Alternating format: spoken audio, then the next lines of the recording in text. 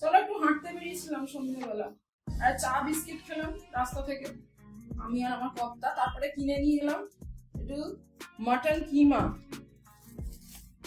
তড়কা দিয়ে বানাবো। আর কয়েক রকমের মিষ্টি কিনে নিয়ে এসেছি। এই একটা মিষ্টি, এতে রসগোল্লা আছে, আর এটা বললো যে খুব ভালো খেতে, ছেলের জন্য নিয়ে এলাম। আর মঙ্গিনিস থেকে এইটা এনেছি, কেক, ছেলে খাবে এখন স্যান্ডউইচ, ভেজ স্যান্ডউইচ। আর এনেছি একটা, এটাকে কি বলে, ম্যাঙ্গো মুস বলে, তাই তো? হ্যাঁ, ম্যাঙ্গো মুস।